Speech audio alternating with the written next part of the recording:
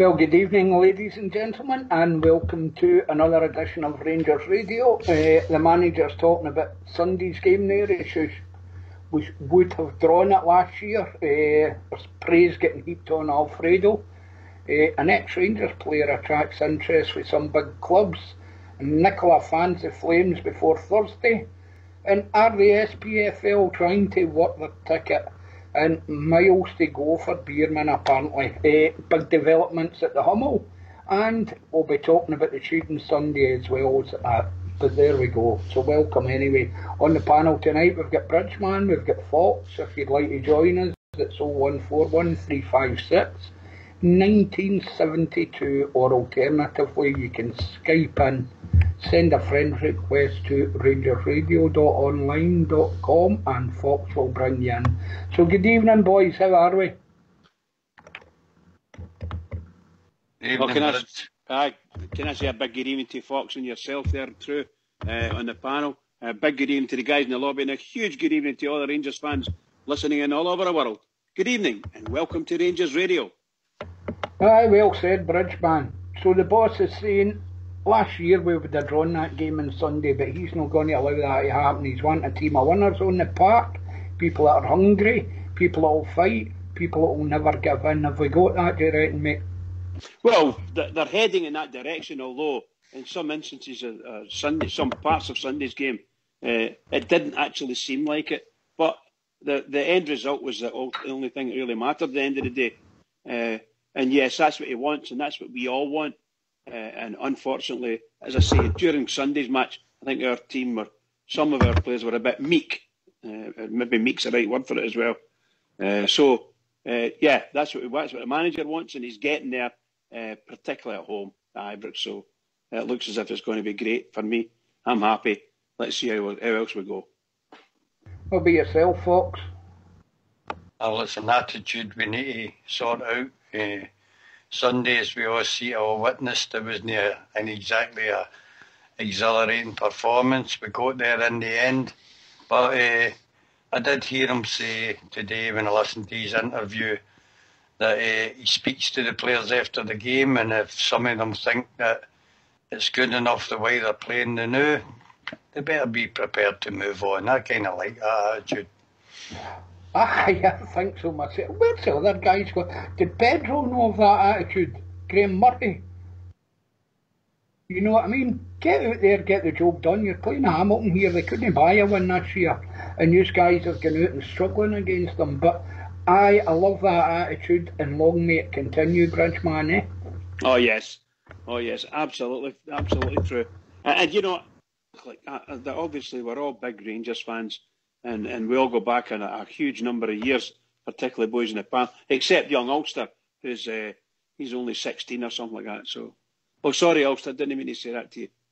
It's done. But you know, we go back a long way, and it's been a long time. Although it's a short time, but it's a long time since we've had this kind of confidence and feeling that we want to go out and say and back things up by results. And we're doing it. We're playing really good football at times, and some of the games have been absolutely outstanding. We just played the team at the top of the league. Had been sitting proudly at the top of the league since day one, and unbeaten to all intents and purposes. And they come to us, and we give them a doing. So, you know, this is what I mean. And we've got this. The Rangers fans have got this now, and it looks good. We've been stuttering and stammering for a few games, and we're getting there. I'm convinced of it, and we'll get everything to look forward to, everything, and I'm so happy. Well said, mate. But anyway, evening, Big Ulster. How you doing, mate? Would you agree with that? We're seeing a difference in attitudes.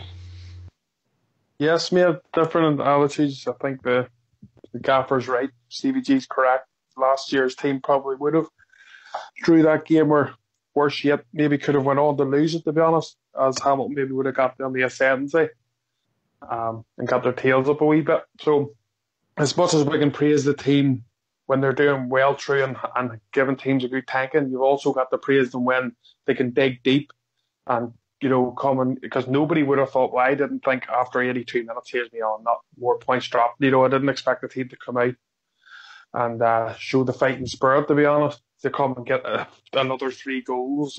Even though 2 of them were penalties, but it takes a lot of character, because you'll not go through every game winning them easy.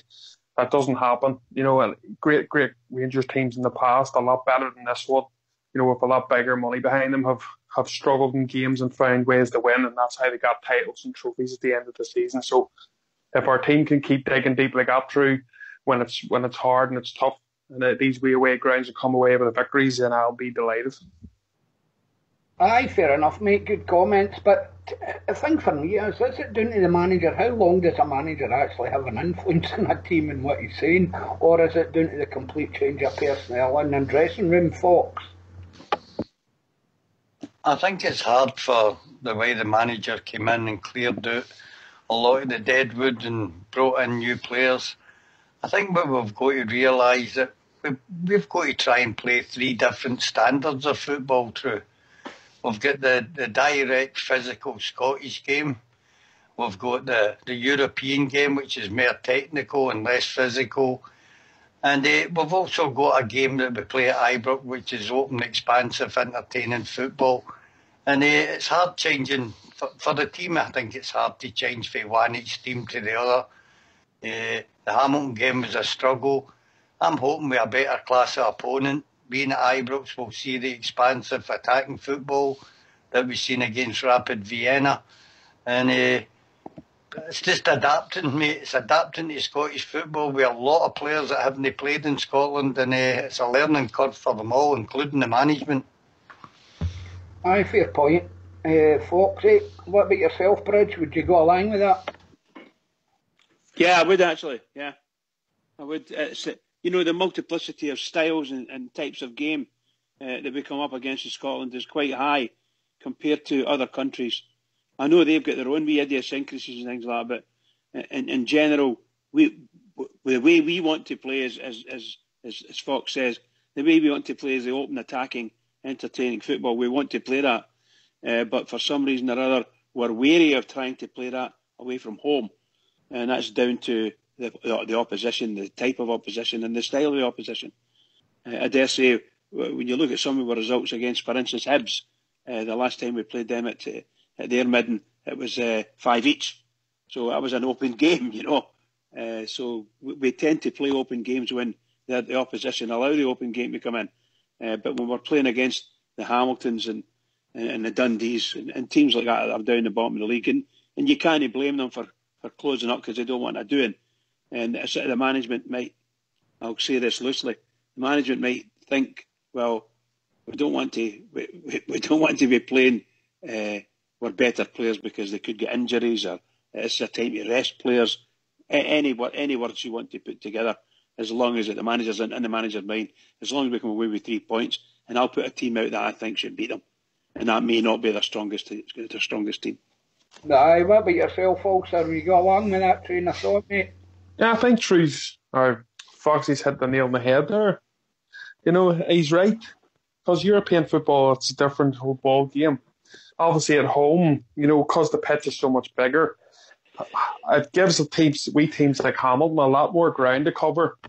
And they can't really be, and they can play defensive, but only for so long. There's only so long they can cover the whole pitch until you eventually open them up and break them down, and have people like Kent, in the space and charging towards them. Whether when you're playing them at these wee tight grounds like Hamilton's and the dodgy pitch, but we're not really good at that. But I think because of their ground, such a tighter wee ground, it's easier for them to be compact, and it's harder for us to break the teams down. But it's something we have to do. We have to play these teams 5 or 6 times. I know when you go away to Tynecastle, you go away to the Aberdeen, you go away to the Hibs, it's a wee bit different because their supporters demanding them to match Rangers and play football.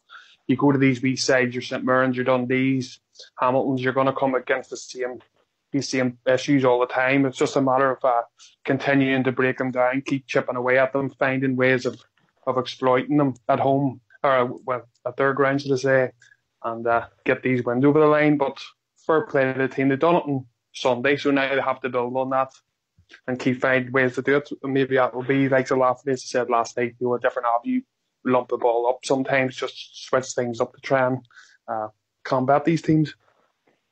Aye, definitely, mate, but we've been joined by a caller on the phone. Evening, caller. Good evening, lads. How are you? Big Aye. Stevie for the drum. How are you doing? Evening, Big Stevie. All right.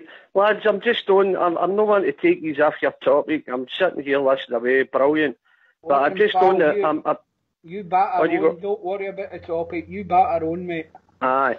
What it is I'm just on to thank Rangers Radio personally for letting us use their logo, their badge there.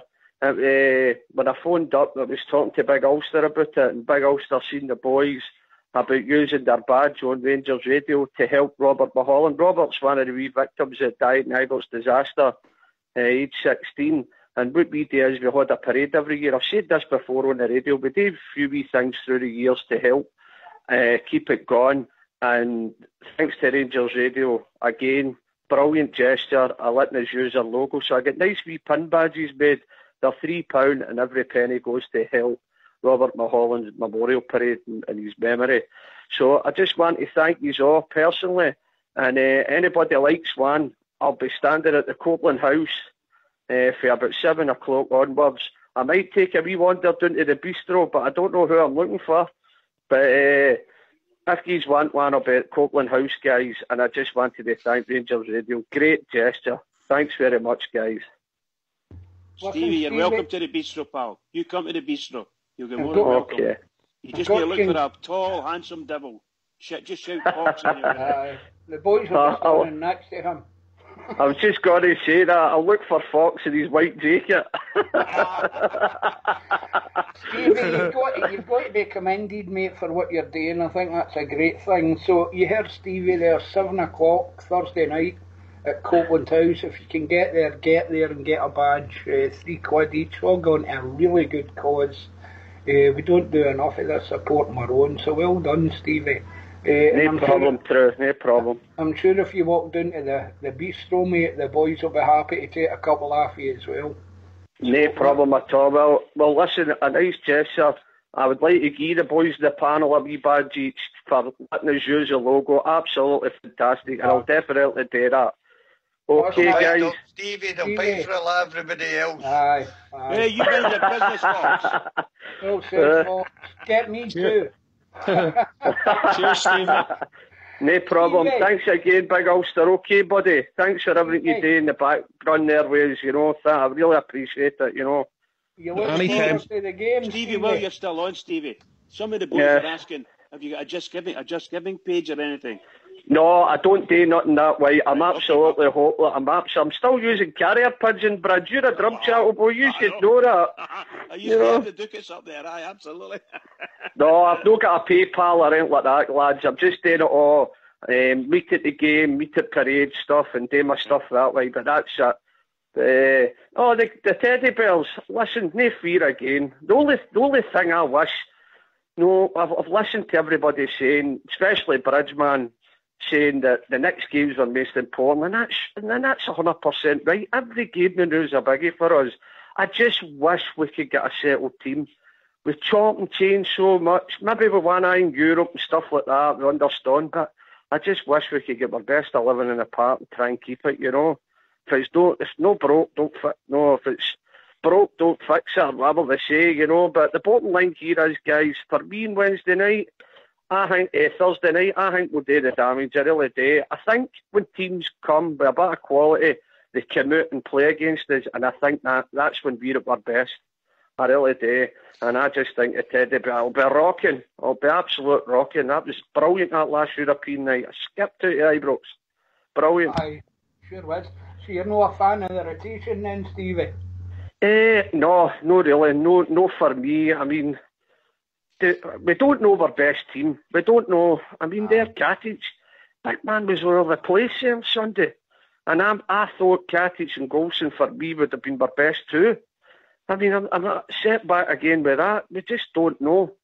That's my opinion. I just love to take a team in the park where we can get them settled. They start to link up. They start to know where each other will be. And I think it'd be better in the long run. Obviously, with different games, cup games, Premier, and then the European, we've got one eye on different things. And you can see the point. There may be a few changes. But when that client is done, let's get our best 11 in the park. Let's settle down. What's your priority out of the three, Stevie? Sorry? What's your priority? You know, you're talking the league, Europa League, and listen, I'm probably, I'd like to think, the biggest majority. I think their bread and butter's the league, we've got to stop the puddle drinkers for across the way there, getting to the beating us nine in a row, you know what I mean? So the bottom line here is, for me, bread and butter, it's got to be the league. But I'll tell you what, we've hit our bonus with Europe, Who would have thought at the start of the season we would have went, 8-9 games unbeaten in Europe? 10, absolutely. 10, well, there you go. Absolutely outstanding. Outstanding we've been in Europe, and nobody can take that away from what Stevie Gerrard's done there. But, guys, our bread and butter is a league. No, I'd sacrifice it for a league. They know the way things are. I really would. That would be my priority. Stevie, just for your own, as far as I know, if we win tomorrow night, Thursday night, then that's 11 in a row, which no other club's done it. No other Rangers team's done it. So it's just amazing. Here we are with Stephen Gerrard, MBE, running our club for us. Just a wonderful feeling. Wonderful. Brilliant. Sorry, boys, went into a coughing fit there. But well done, guys. So I'd like to reiterate, if you want to get along to Copeland House, 7 o'clock Thursday night, £3 a badge. You'll get a badge off of Stevie. All gone to a real good cause for one of our own. If you can't help your own out, who can you help? But we've been joined by another caller on the phone. Evening, caller. Evening, caller. The other caller's just sitting there at the moment, mate. All right, okay. No talking then.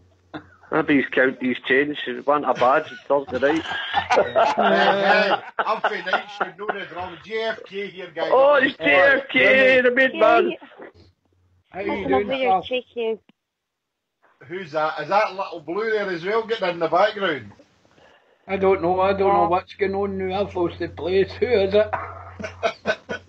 It's JFK. Is that Big Stevie for the drum still there, aye? Oh, I'm still here, yes. How you doing, pal? All right, Jimmy, yourself? I'm doing no bad, mate. I'm looking forward to tomorrow, pal. Definitely, like everybody else, and I've just got to the tail end of your conversation there. I'm not into the rotation myself, and like everybody else, Stevie, my priority for me is number one's a league, mate, definitely. So, as I've always said, onwards and upwards, and I'm, like yourself, I'm not into this rotation, and I'd like to see us try and get a settled team. But we'll see what happens tomorrow. We don't know what's happening with Arfield and that. We know Big Katic is kind of blowing hot and cold there on Sunday, but we'll see what happens. Would you be happy with Worrell in his place, Stevie? Aye. I was obviously the under 21, England under 21. Aye. Listen, he's not really let us down, the big boy Worrell. He's finding his feet, isn't he, with a new team. So I'd be happy with him there. The last European night at Ibrox, he was brilliant. It was outstanding against Rapid. So I'd be delighted with that. But again, I always thought Katic and Coulson were best. No, Pern, if you want to put it that way. But I thought he had a nightmare on Sunday. I really did. I don't think he's fit. He's 100% fit or match fit even. He's just come back for injuries, so I'm quite sure of that. Got to give him a chance. Worrell's a really good deputy for him, and I think Worrell's actually started to hit a wee bit of form. But I do agree with all the lads on his form and the way based on his past form. On form, that boy Katic will be a smashing player for Rangers. Will be a good player. Yeah. Remember on Thursday, Steve, you come to the bistro. And okay. I'll meet you there, mate. Yeah, I'll be the wee fat skinhead guy next to the guy with the white coat on. No problem. I'm looking forward to meeting you. I've been listening for donkeys and I don't know who's who, but I'm looking forward to meet. And JFK, no, you've got internet problems. See if you get the back and open your door there. Move that whirly gig about that. It's a little bit interfering with it. Do you know, I was putting shillings in the meter instead of 50 pences, Stevie. I'm a cheapskate. Right, listen, boys, I'm going to love yous and leave yous. I just came on personally to thank the show. Brilliant, and thanks for letting us use your logo again for a noble cause. Okay, thanks a lot, guys. And Bridge, man, Bridge, Keep it going for the Teddy Bears. Keep it going for the Rangers. We are the people. Absolutely. And Big Ulster, thanks a lot, son, for all your help, big man. Okay. Over out, boys. Keep it going. Keep it going. Okay. There we go. So good luck to Stevie and his efforts anyway. It's good to hear things like that, you know, and anyway. But I'm a wee bit concerned, guys. If you get a white coat now, Fox, you're going a bit like Alan Ladd. It's a straight jacket, mate. Is it? Oh, well, there you go. The answer to that, True Blue, is unless you bought it, yes. I thought he was maybe out in the snow patrol or something, you know. No, he's got a white safari jacket, and he's trying to punt it, but nobody will have it. Right, don't talk to me about safari jackets. I know a guy that wears one. And a soft hat, honest to God, I've never seen anything like this near puff. I want to get buried in that cat, you know what I mean? But there you go. It's another story. But anyway, did you hear what we're talking about, Jimmy? You know, I come in the last 5 minutes there, so I just heard Stevie talking. I heard you asked him about the rotation and what the preferences are. I mean, I'm obviously the league and the Europa League and then the League Cup, but I get the gist of what you were thinking. Aye. But Stevie G's come out and he's been talking about, you know, last year we did drawn that game on Sunday, you know, he says he'll no accept that, he's no having it. He'll make sure the players don't settle for anything like that. You quite happy with that statement? Oh, definitely. That's what we've been wanting to hear, you know. I mean, none of this, the last manager in the last 6 years that we've had that seemed to be mamby-pamby pressers and that. But Stevie Gerrard's come out and he's told it as it is, you know. If he's talking to the players after the game, he's telling them why he wants them to play and what's acceptable and what's not acceptable, you know.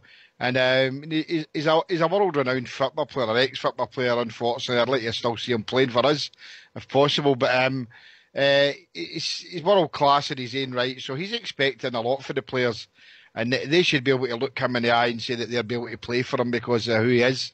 And obviously anybody tells him about the Rangers' history, go out and play for the Blue. But I am happy with that. If the player's bad on the day, you've got to tell him that he's played bad, and it's not been detrimental to the player. You've got to tell him he needs a G up, you know. But it's unacceptable. That was unacceptable performance on Sunday. Although we got out of jail, as I said last night, 4-1. But yeah, definitely, he's right to say what he said. Yep, agree with him. Aye, good stuff. Listen, guys, my panel's playing up tonight, so I can't quite see who's on the panel. So if you call in or come on, please let me know you're there. I'm no ignoring you, I promise. But moving on to Alfredo, he's been garnering some praise for Chris Boyd, notably, and Kenny Dalglish. Kenny Dalglish has stated maybe Rangers would be better, you know, for getting interest in James Tavernier and Alfredo. We should maybe cash in the new, you know, because the price is sky high at the minute. Bearing in mind we're playing in Europe and all the rest of it. Any thoughts on that, Fox? I don't want to see us cashing in them at this present time at all. I'd like to keep Morelos for another 2 years before we even think of selling him. He's just improving as the season goes on. Shows I think it's 12 goals he's scored so far and about 10 assists he's been involved in. And he's closely followed by Tav as well, mate. I think he's got 8 goals and 8 assists. So for me, they're the best two players at the club at the present time for me, the most consistent as well, and they're doing a grand job for me, mate. You know, Fox, I can't disagree with you. You know, I wasn't Tav's biggest fan, you know, but obviously the way he's playing now makes me look like a bit of an earther cat, you know, but there you go, that's the way, that's what football's all about, innit? You know, Bridgeman, cash in the new. Actually, what you said there a minute ago is probably the truth for most Rangers fans, because Tav was kind of blowing hot and cold, and people were not complaining, but they were saying what they saw, and speaking for the heart.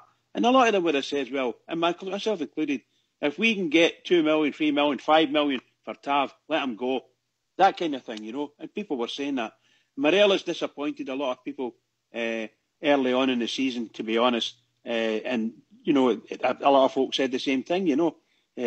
So about him. But here we are. You know, you've got 9 league games gone, or 8 league games gone, and my goodness gracious, the boy scored 12 goals. He actually created more chances on Sunday than the rest of our midfield put together. He was just brilliant on Sunday for me, and that just shows you how good he's coming on. And you can't say nothing about Tav. Scored 2 penalties, a lot of bottle. 2 well taken penalties. The rest of his game, well, he was as good as anybody else on the pitch. Let's put it that way. And we weren't that good, to be honest.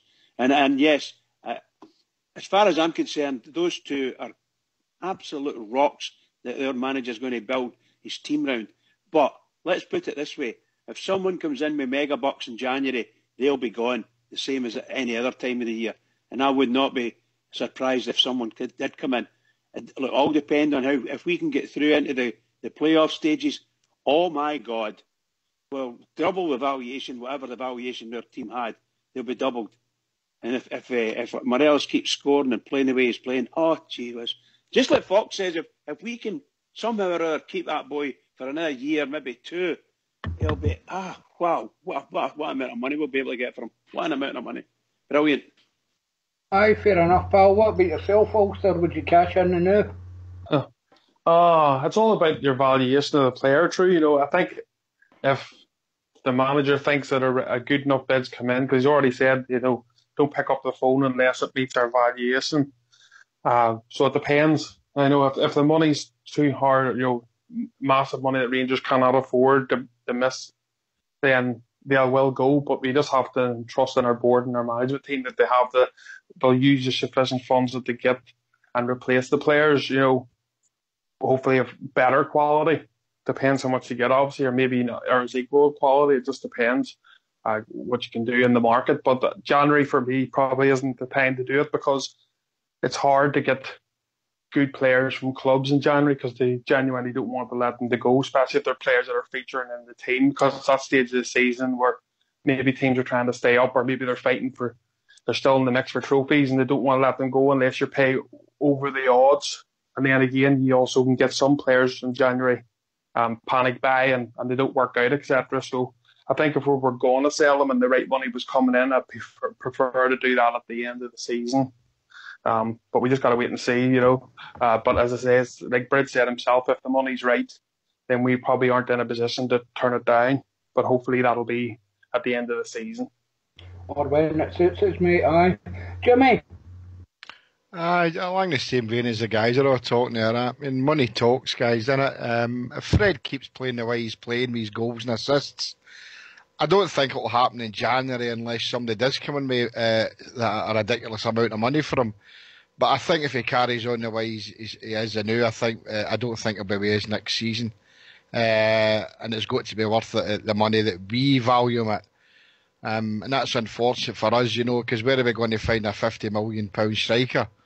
But Tavernier, for me, not as much as Fred, he's playing well, fits and starts at times. I'm like true in that. I know, I thought when he first came, didn't really fancy, but he's come on leaps and bounds. Well, everything else, guys, money talks. As Ulster says there, come January, there's not a lot of big bits of business done in January. Depends what team comes in for anybody.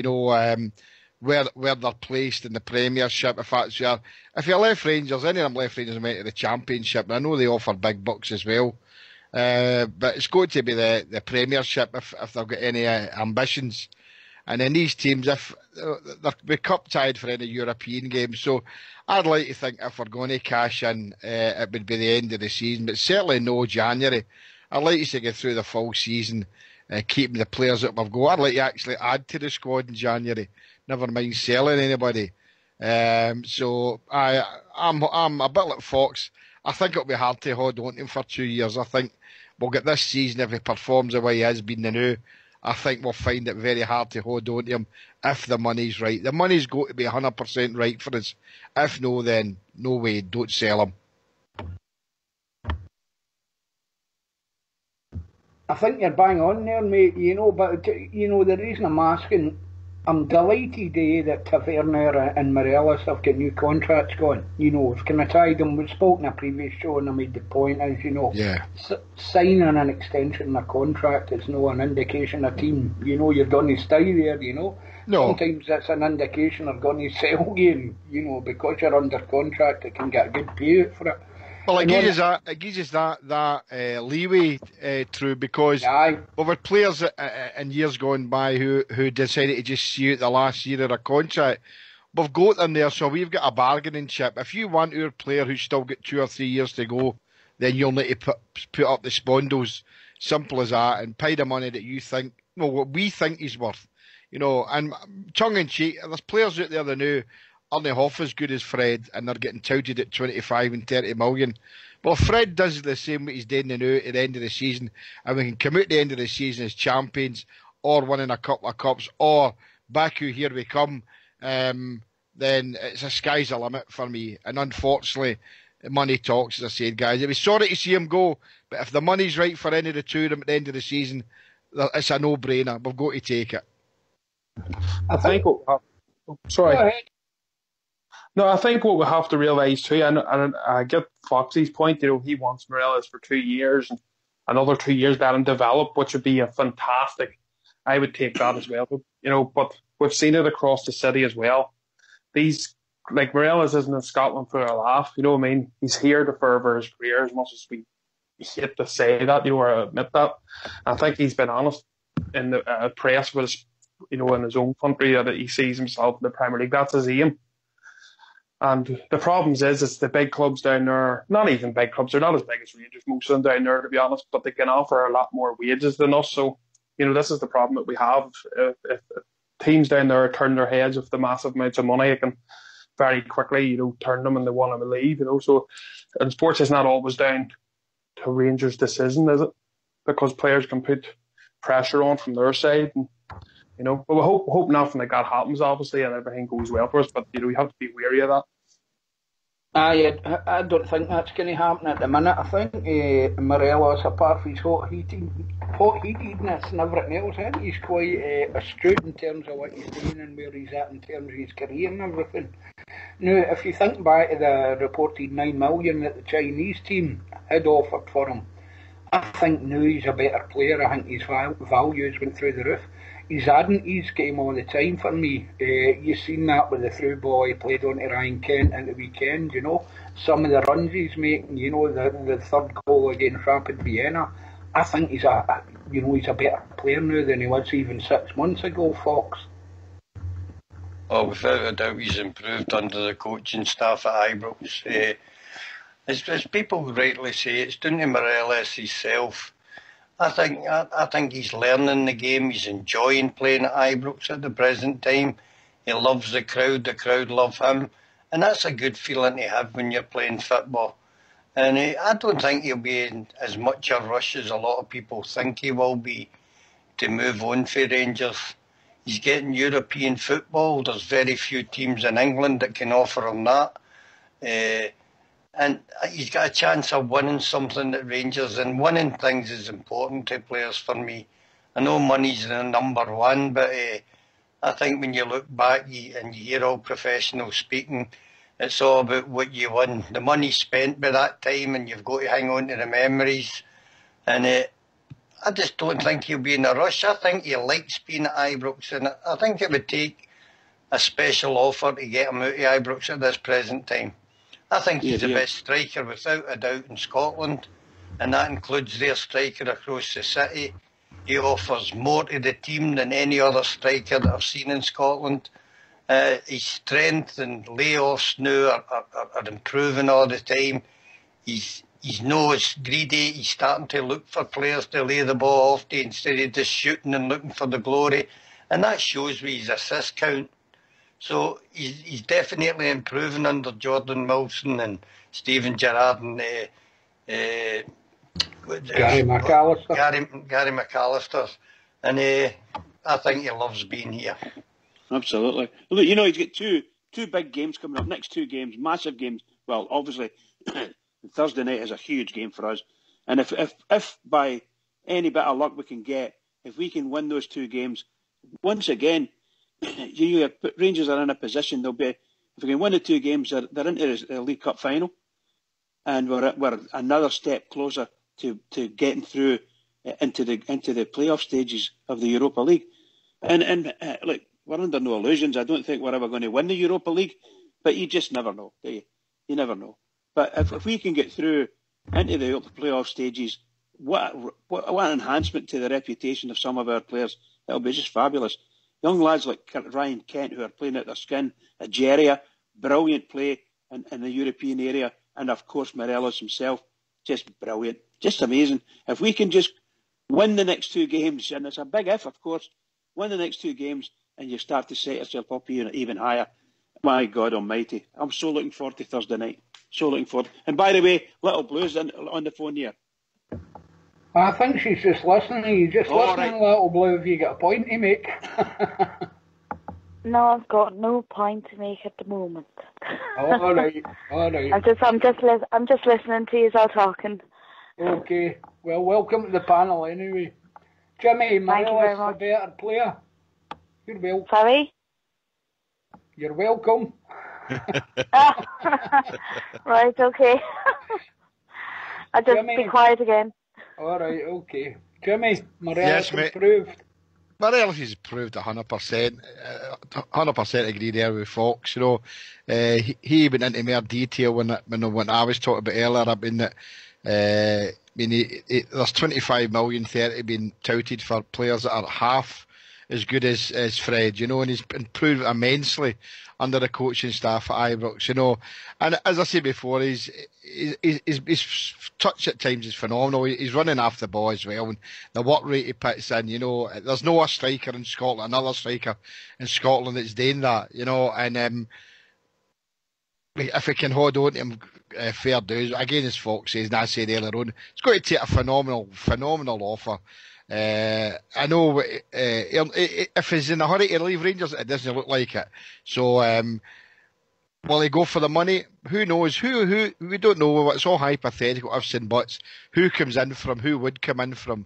Would it be a top 5 in England? Would it be a championship team? What kind of money? I mean, the boy McGinn went down to Aston Villa and he's reported on 35,000 a week for a championship team. You know, Rangers can't compete with that at the moment. You know, so no, if he's happy at Rangers and he knows that we're happy for him to be playing for us, then long may it continue. But let's no dwell on it too much, you know. I'm looking forward to Thursday, and we'll wait till January comes and see what comes out of it. But if he, as I said, he's a far better player than he was before Stevie G and Gary McAllister took him there. Absolutely wonderful player for us now.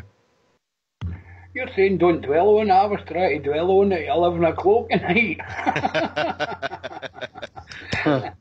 Much improved Morelos for you, Ulster. I'm just talking about dwelling on. People on Facebook are saying he's trying to frighten us because it's Halloween. Morelos is going. It's not me, it was the boys outside it. Oh yeah, he's a far better player. I mean, I'll be honest with you, I lost hope for him because I thought when the Chinese rumours had come in, and I thought we'd seen his head dropping a wee bit, and he didn't look like he was in a happy place, and his goal to game ratio was pretty poor towards the end of the season. He was slow to start at the very start of this season, but since then he's been fantastic, like a changed man, you know. And it's not just due to Stevie G, I'm sure it's due to all the coaches collectively working with him. I think you can see him bringing other players into play now. There's times where he would normally have shot during the season, or well, last season he would have been a bit selfish, but we've seen him passing the ball in and giving a few assists to other players when he could have a shot himself. And then also, like the Hamilton game, we've seen that through ball.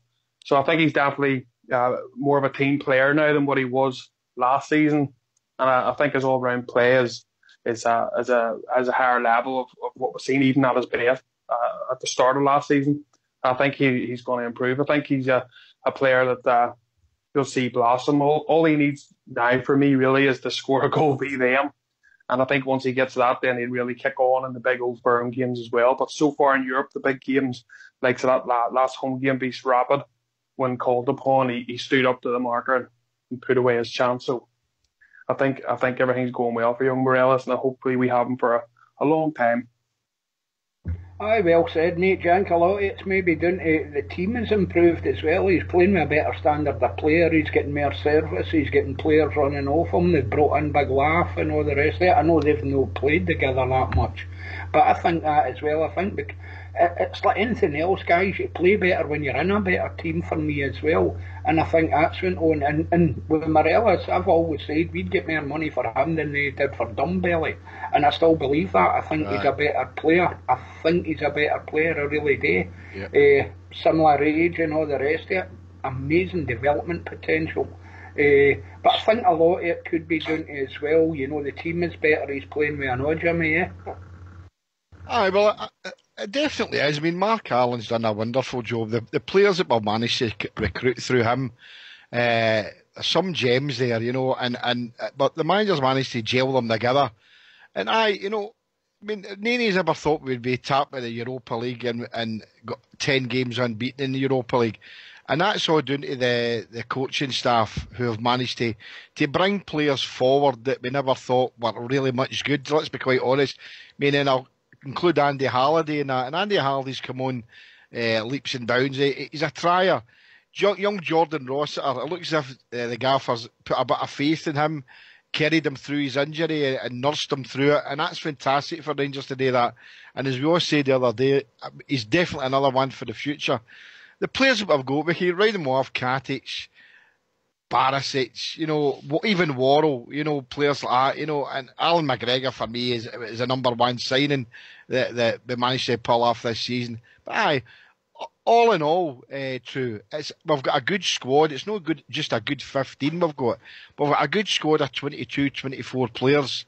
You know, somebody said the other day that Rangers could actually put out a reserve team now, and it would be a really good team.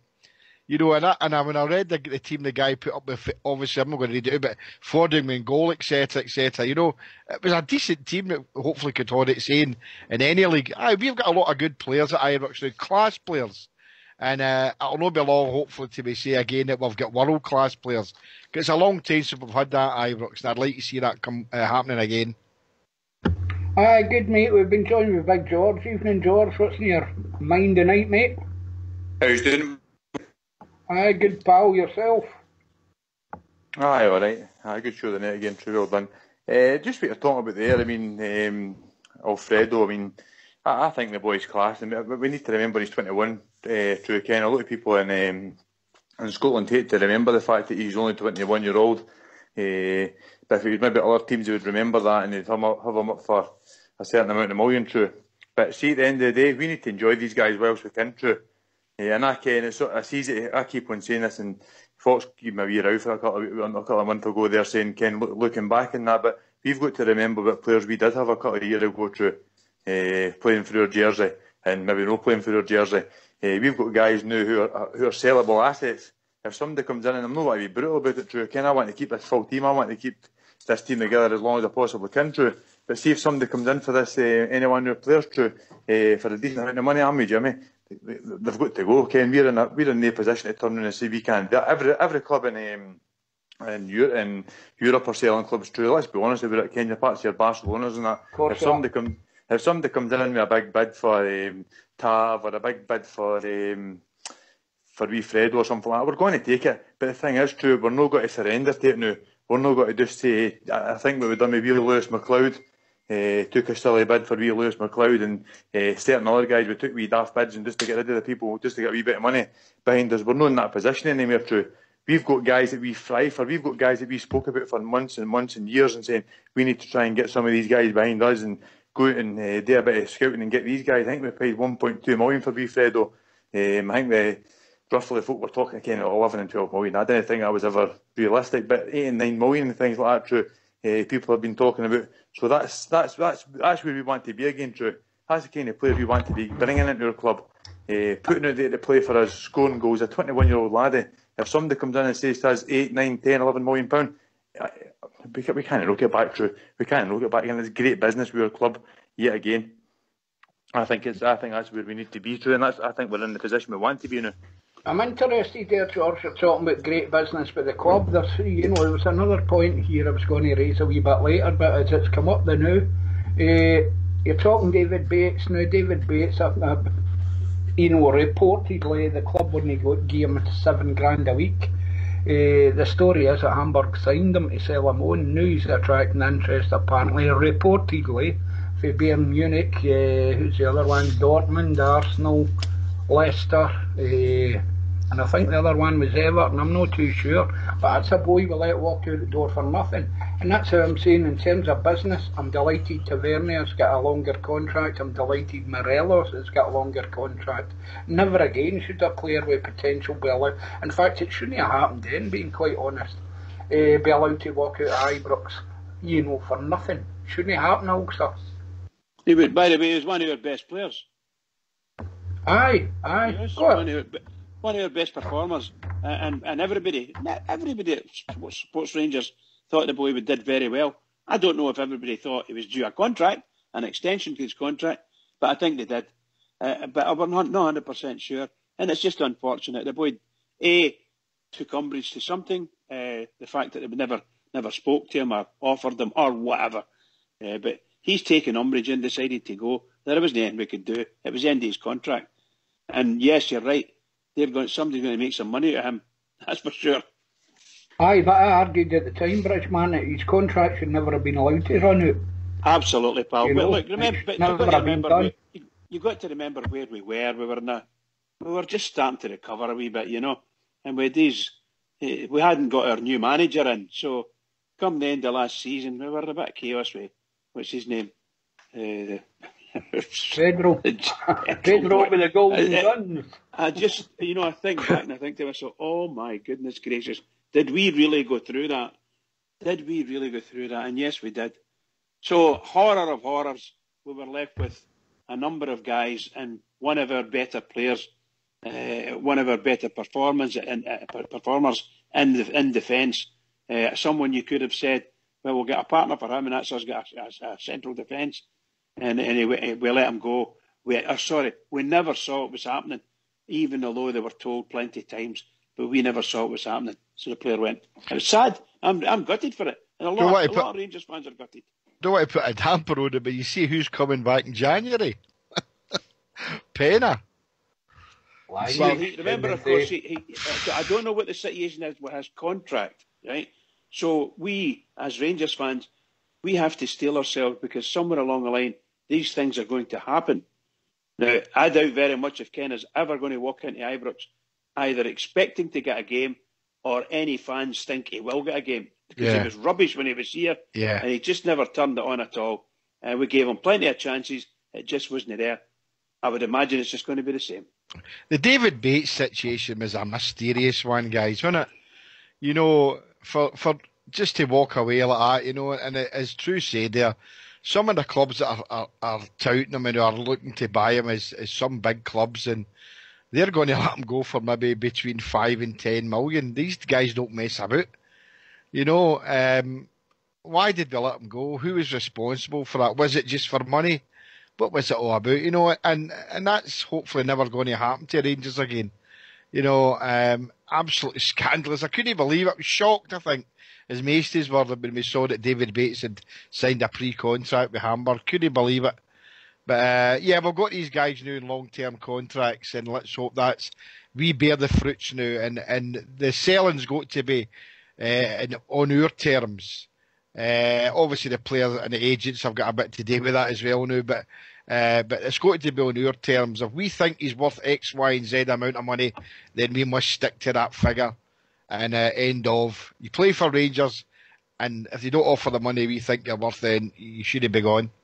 But that's the way I think anyway.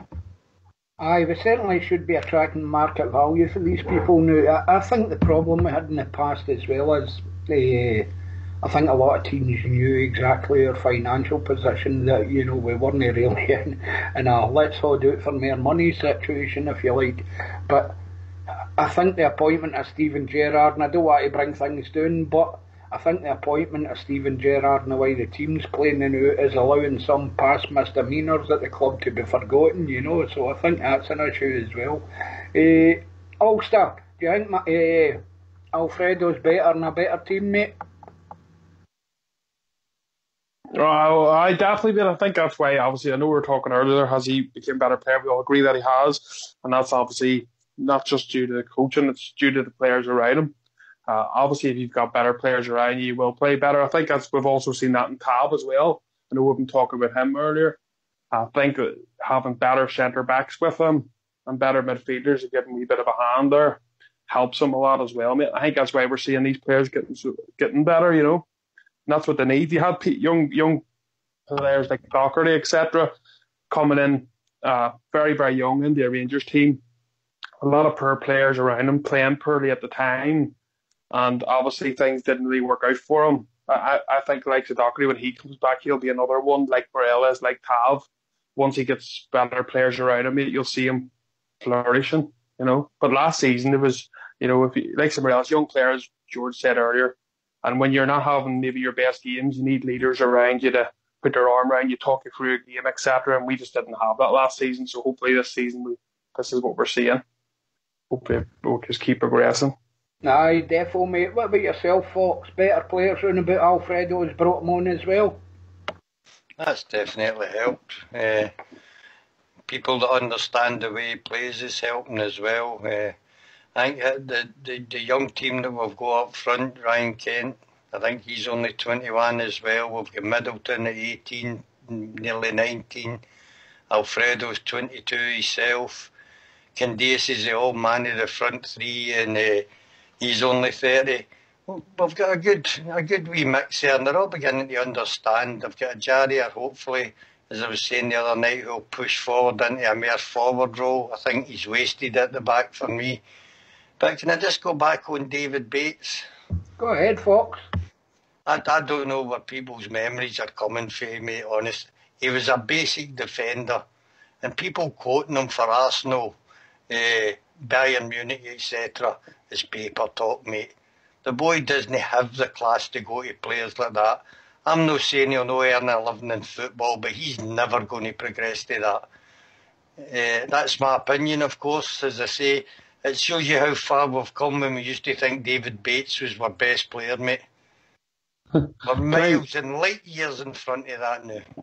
A lot to be said for that, Fox, but you know how it happens. It comes back to bite you, mate. Aye, it possibly could, but if you've watched him, mate, he's no good on the ball. He couldn't pass.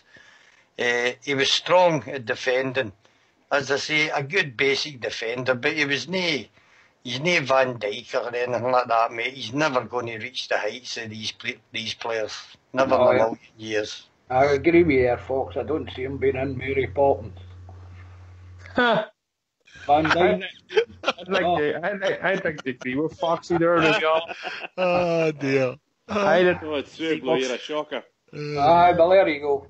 Better player with better team round about him, Brudge. He's talking about young Bates.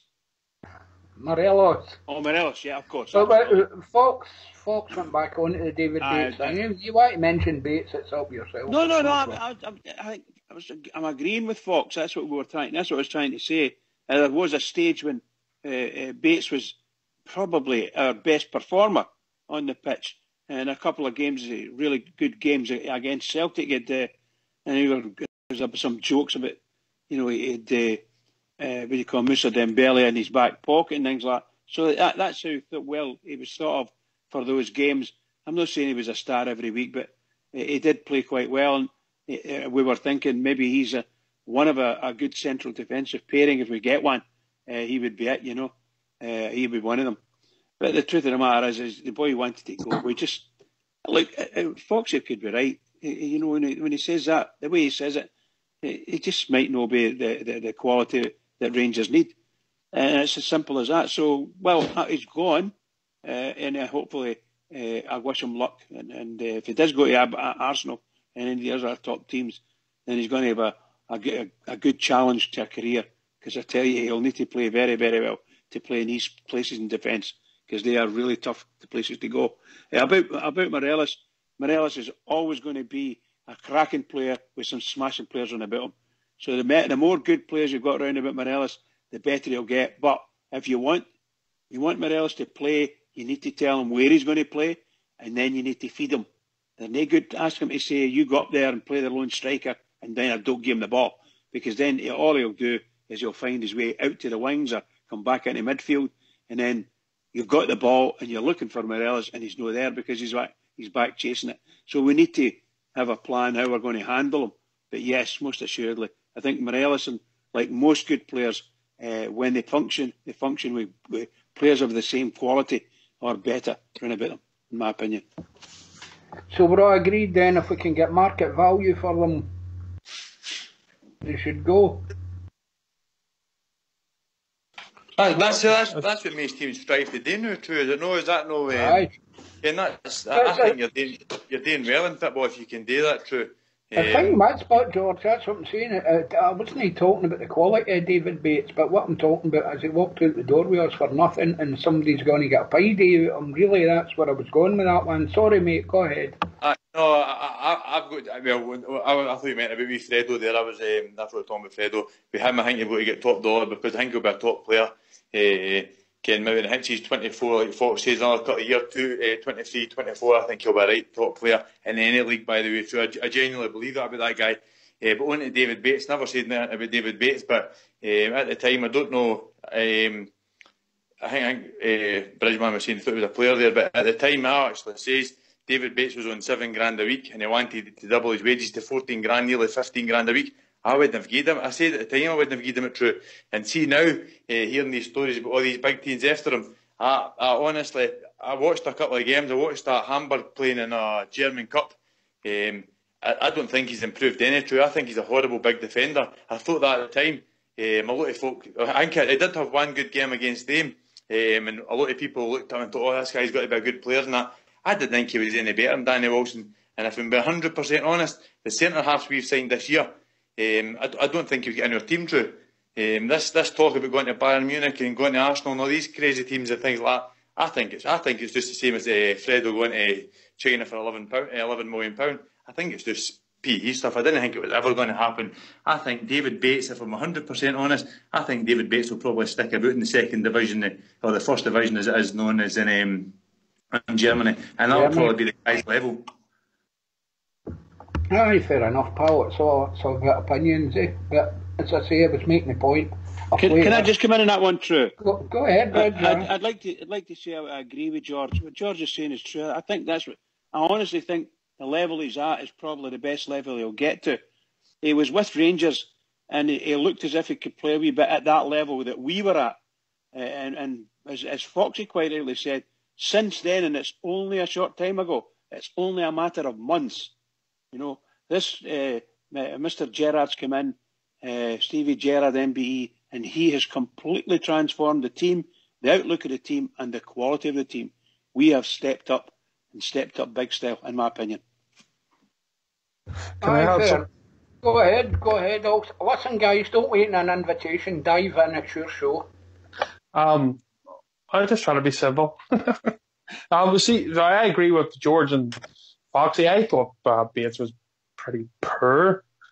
I have to be honest. I didn't think there's anything great about him. Like that game, we were away from home Parkhead. Now I was worrying when Bruno went off and Bates was coming on. I was like, oh my god, we're in for a tough day here. But he was very good in that game. He stepped up. But from then after, he didn't really show me much more, to be honest. And who knows? You know, maybe Stevie G, obviously before it's all broke, maybe they've spoke to Sam and says, look, young player Bates here coming out of contract. He wants 15 grand or whatever to just extend his contract.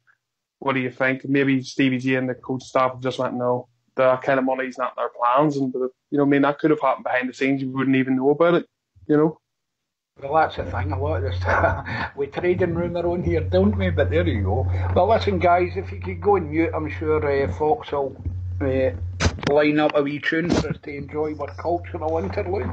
Can you all go and mute, please? This wee song's for Mrs. Patterson of Hamilton, one of CC's friends, and she's a first-time listener, and I hope she's enjoying the show.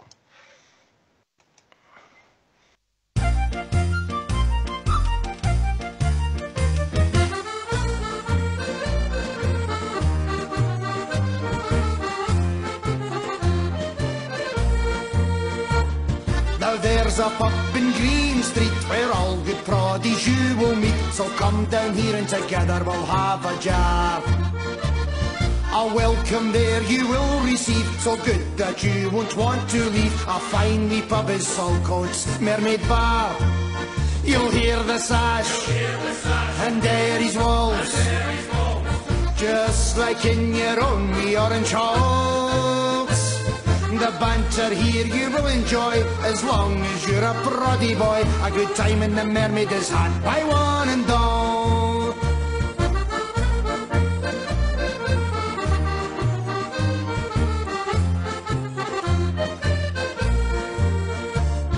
We all support the Queen and Crown. The prices here are the best in town, and the bar staff, they are one terrific crew.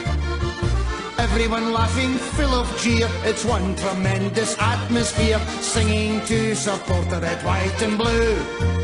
You'll hear the sash, and Derry's walls, just like in your own wee orange halls. The banter here you will enjoy, as long as you're a proddy boy. A good time in the Mermaid is had by one and all.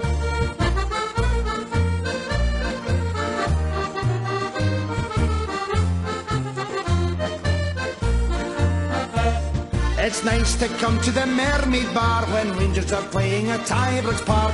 You'll forget your worries and all your cares, singing songs against the Thames before you watch the Rangers win. For everyone here supports the Teddy Bears. You'll hear the sash, and Derry's walls, just like in your own wee orange halls. The banter here you will enjoy, as long as you're a proddy boy. A good time in the Mermaid is had by one and all.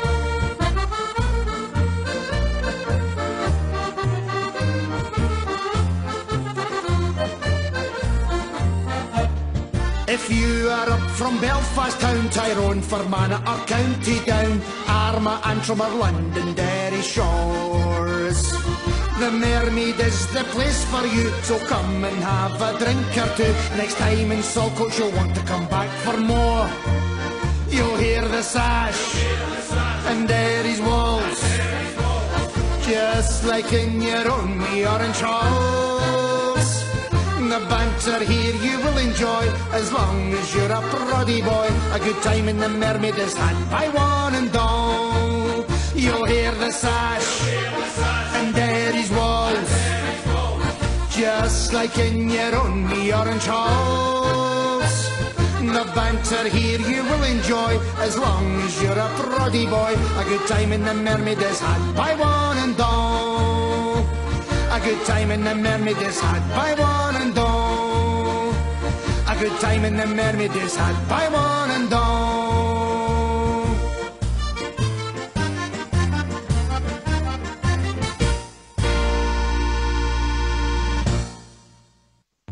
Absolutely brilliant. I love that song. Absolutely magic. Hope you enjoyed that, Mrs. Patterson. That was just for you, but there we go. But massive week in the club's history, lads, I think. We put Hamilton in the Sword on Sundays, we were saying earlier. Got a big European tie coming up on Thursday night, and then Sheep on Sunday. Now, Nicola Catties reportedly, they were looking to sign him. I just found it. Spartak Moscow knocked him back, says no, Rangers are a far bigger club, Scottish football is better than Russian football. Now, I don't know when this report was written, but I don't think that's the thing you want to be saying when you come up to play somebody. I think you're doing a pre-match speech for them.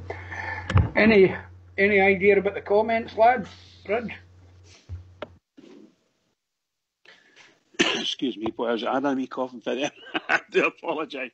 Could you just repeat that last wee bit you said there? I was stuttering and stammering. I'm saying Big Katic has come out and he said a few things derogatory about Spartak Moscow. Is this the time he should be saying these things, coming up to playing them? Well, when we do these things, and fine, if he believes it, then fine. You'll find that Spartak Moscow and their country will be saying similar things about us, some of them. But really and truly, I would prefer our players didn't say it. You're talking on the pitch type of thing, and as part of it. I don't really like these kind of derogatory things I just don't like it at all. I don't like our players getting involved in any of it at home or anywhere else, But sometimes you get driven to it. I'm afraid we can end up choking in our own words, and that's a big problem. And much like yourself, I don't like players making comments like that before a game. It's usually across the city they do that, Jimmy, eh? Aye, I read what he said. And I don't believe in the lost in translation. Hope it is that, but no, keep your mouth shut. I hate that. I mean, it's good to boast, guys. In any walk of life, but my pet hate is when there's Rangers players coming out and we're going to do this and we're going to do that, and I hate to see that. Just go in the park and do the business, and then you can turn around and say, "Well, I did it," But I mean, I've already got one over in Spartak Moscow or something. They said, "Didn't it? The seasons." Silly comments they made, and sometimes these things can come back and bite you. Maybe he'll just keep his mouth shut. If he's picked for Thursday night, then go out and perform. That was a silly thing for him to say. Definitely, I'm all up for that at all, guys. It was never a thing we did much at Ibrox, was talk up before a game. It was usually you done your talking in the park, and then anything you had to say was later on, eh, George? Aye, that's it. True. I really didn't like it when players do stuff like that. Normally comes back to bite you in the bum. But my honest opinion, I didn't think the big guy will be playing on Thursday anyway. So maybe we'll know have that wee advantage over us, to be honest. But I've never ever liked that. True. I've never ever. It's not a thing that Rangers have really done. We've always used that to our advantage. Teams have said things about Rangers, and Walter Smith and these guys have put up in the dressing room and things like that. True. So I didn't like it when players do that. Because normally you fall flat in the face when you stay stupid things like that, true, didn't you? Aye, well, Commons did it, if you remember, famously, younger, fatter, faster, remember, and then we pumped them, so that was great. I think it makes it all the sweeter when teams do that. You're dead right, they just motivate you and get your back up, Fair enough, Ulster? I think Mr. Cummins made a mistake when he said that. I think he meant younger, fatter and fatter. I think that's what he meant. Could have been. Ulster? I think I don't know what the coach were. I know I've read about it, but how much of it you can take out as a coach, I don't know. But yeah, I think any player from our side should always be respectful to the opposition. You don't want to give them any ammunition or any added fire in their belly. I think we've called out other managers who have come out against us, especially in Europe. A couple of the managers being, sort of after the first leg saying, they didn't show much, we'll do them in the next one. And they ended up coming up a cropper and we ended up going through. And they looked a wee bit daft in the end with their comments. So hopefully that doesn't happen to us. I think if Cadiz just needs to learn just to step back, be respectful to the opposition. If you've anything to say, or if you know anything about the team, or you don't think, or you know what their weaknesses are, etc., then, that's fair enough saying that to the coaches, saying that to your team, they're exploiting them different ways, but keep that in-house. Don't be putting it out in the papers, because the first thing that the Russians will be doing now is be putting that up on the dressing room wall, and it'll give them that, as I say, fire in their belly to come out and prove Cadiz wrong. So I think we should stay away from that and be respectful to the opposition until they're defeated. Your thoughts, Bridge?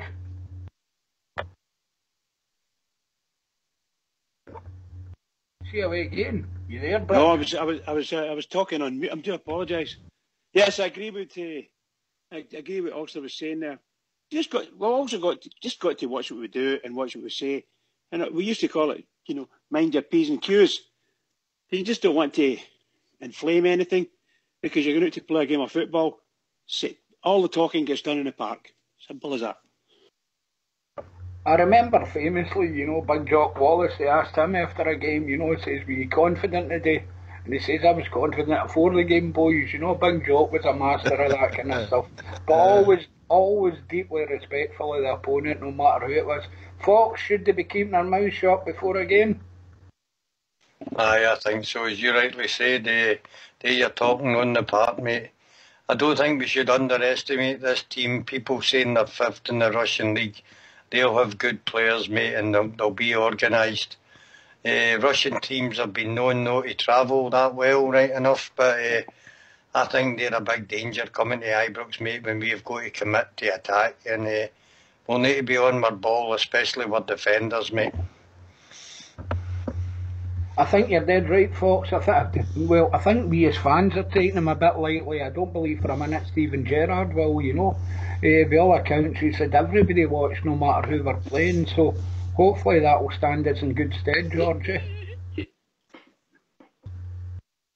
that Bridge laughing away at yourself there? No, true, no. I was just going to ask I think I was Bridge busting to get in. No, I wasn't, mate. Nothing to do with me. Just answer what you were saying. I think that how can we say this, you know? Also, you go ahead, pal. Go ahead. It's just no, it was George. Oh, it was George. I do apologise. Sorry. Well said, George. Sorry, I apologise. He's not saying that yet. I do apologise. On you go then. On you go. Cheers, Bolly. Okay, pal. No, by the way, Fox is right there, true. There's no really such a thing as a bad Russian team. I ken the problem we had in the league, and they've changed their manager and things like that. There's no got to come up against a bad team in this Europa League, true. If we're honest about it, I would win the games, and even in the qualifiers, and that true. We never got easy games. If we're honest, Ken, if we took our foot off the ball a couple of games, what's this? Have we gone for 11? This will be 12. 11. 12. No, this will be 11. 11. I mean, that's unbelievable. That's unbelievable for us to go through the games we went through. I mean, I look at the teams. Ken, if we took our foot off the ball, they would have punished us. I mean, that Malmo and things like that. I mean, we done well to go through against these teams, true. But if we took our foot off the ball for 1 second, the teams would have punished us. And a couple of times they very near did punish us. It came a bit ropey at times. So I think Thursday night, big massive game. Every single one of the players have got to be on their A game. And I'm not. If we get a result on Thursday night, that's a massive result for us too. I came they're sitting in the league and they're not having the best start to their season and all that carry on true. But they're a Russian team. They're not in that Europa League for no reason. Like I mean, so no, it's a right hard game for us on Thursday night too. Aye, definitely, mate. Couldn't agree with you more, Jimmy. Taking them too lightly. I mean, I said last night, you know, I mean, they're 7th in the league, but so what? As George rightly said, they're a good team. We shouldn't be taking them lightly. Get there and play to the best of our ability and our capabilities, and we'll give them a good game. We proved that against Rapid Vienna, but of course, I'm like the rest. I'm going there on Thursday night, and I'm looking for an exciting game. I'm looking for a very hard game. This will be a good team we're up against, you know. The Villarreal game 2 each was a fantastic game. The Rapid Vienna was a magnificent night. Sitting there in that atmosphere was brilliant, and I'm sure the same will be this Thursday. But we can't take this team lightly, and anybody that does then are fools to themselves. This is a good team we're up against, regardless of where they're sitting in the league. And this will be a hard game. A game I think that we're much capable of winning. Definitely think we're capable of winning it. Obviously, that's why we'll all be there on Thursday to see us hopefully win it. But I think we've got a capable enough team to win the game on the night. And no, we can't take them lightly, guys. Definitely no. I think that's true. I mean, we'll be sitting in our league the now, true. We're sitting 5th in the league now. Exactly, yeah. For them to turn around and say, Ken, they're sitting 5th in their league now.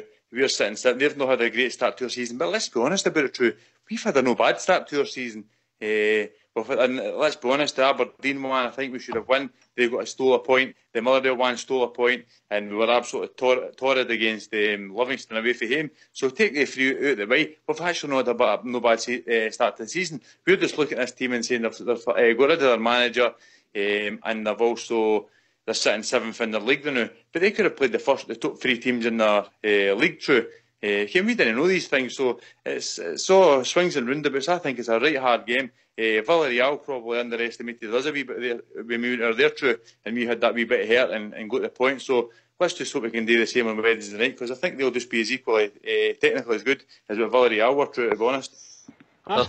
George, they're actually sitting 1 point off his second place. Well, that's what I mean. That's what I mean, Fox, Ken. It's already saying they're sitting in 7th. Yeah. And the Villarreal game, it was Santi Cazorla with 6 minute into injury time penalty, it got them the draw, mate. So they're capable of scoring. Don't know so much about defending, but they can score goals. So that's my point there, folks. Even when you look at these, you look at tables and things like that, and you think to yourself, that team's sitting ninth or seventh, and you've just turned around and said, but actually one game after sitting second, and that's a whole lot different to Fox when you think about it. A 92nd minute winner against a team that finished fourth in the Spanish league and things like that to Fox. So I mean, it's all right saying, they're an easy team, or they're sitting ninth, seventh in their league, and that we need to be very, very careful with this team, because I think all these Russian teams, apart from that Atlanta Kafkas, whatever they call them, I think we've always had a hard game. And you've got all these Brazilians and North Americans and that you didn't even care anything about playing with these Russian teams. They're all big, rich teams. So I think we've got to be very, very careful on Thursday night. Every single one needs to be at our best and we'll get something. Here. I don't think very many Rangers fans are taking them lightly at all. I think we know, most of us know, because we can see it. We know that these teams were played up to now have been really good teams. They're no, even the ones we've beaten, we've done very well against them, but they're still good teams. As you said earlier there, George, at this level of Europe, there's not any really bad teams. We've done very well. I think I'm hoping that we win again. We come out and do a show and on Thursday and win again. That takes us past the record, or equal the record, whichever the case may be. But I don't think we're taking this team lightly at all. When we get over to Moscow, it might be a completely different thing as well, because they might be waiting to get, they might be hoping for a draw at Ibrox and then get us over there and give us a doing type bang. Because they're tactical as well. Their thoughts are like that. But really and truly, I don't think there's very many Rangers fans are taking it lightly at all. We're certainly hopeful that we get a good result. And if we do get a good result, my God, are we going to think we're on our way to back here again, We'll be singing all that again for sure. Yourself, Fox, you agree with what's been said, mate? Good points about the position in the league and the points difference. It does make a difference. You see things differently like that, eh? Aye, that'll be a good side. As you say, I think most Moscow teams have got a few quid and they're not slow to spend it, so they will have some surprises in that side. And we need to do the same as we done against Rapid. By putting a tremendous amount of work rate in, closing them down, don't give them time on the ball, and then see where we go for there. If you sit back after them, some of these teams will just waltz through us, mate, because they've got good attacking flair midfielders. They've got strikers up front that can score goals, as I said. So it'll be tough for us, mate. And we shouldn't get carried away. We're sitting on top of the group with 4 points. Now, I'm not running that down, but we've got a long, long way to go to even think of progression. 3 points would make a big dent in it. Yep. But we've got a tough couple of away games as well still to come. It's a back-to-back game this. We go to Moscow next. And if we need a minimum of 3 points at Ibrox in your home games. You've got a chance of qualifying. I think if we get a victory, Fox, with a right good chance, of going and progressing with the group. But the thing is, for me, you look at Villarreal, some big teams go to Spain and come away with a credible draw. A lot of big teams would be happy with that, going and taking on a Spanish side. The way we done Rapid Vienna, I know. I sometimes think our form in Europe is better than the league form, eh? MD. Yeah, it is. Oh, you all start. No, it has been. I think I know at home would be very good, but away from home, going the way to Villarreal is a cracking for any club. Most clubs true around Europe would be happy to go away to a place like Villarreal first away game in the groups and to get a draw. Very good. I think that you're saying, the boys are saying, just make a quick point on Spartak. Like, I was just having a look at their fixtures there and their results this season, and they've took points away to CSK Moscow, who are in the Champions League. They drew away from Zenit as well. They beat Dynamo Moscow this season, so they're far from a bad team. They're a very, very, very good standard. I just think to play up, our team, I think just the way we played this season, I think we can exploit them when they come to attack us. I think we're good enough to to score a few goals against them. But that's not discrediting Spartak. That's just putting credit to our own team and how we played, you know. But I think so far your question in Europe this season, I think we've been very, very good, better than what any of us would have expected at this point. Jimmy? Yeah, I definitely agree with Ulster saying there. You know, I mean, as I said before, they were more than capable of getting a good result against Moscow on Thursday. But then it's true.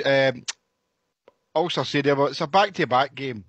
We've got to get there, and let's hope when we get there that we don't get roasted. I'm not going to put the kibosh now, but I mean, after that we've got Villarreal at home in November, I think, it's end of November, and then if we can beat Villarreal at Ibrox as well, see, if we beat Villarreal or we beat Moscow, and then we can take something for a Rapid game, then we'll qualify for the group stages.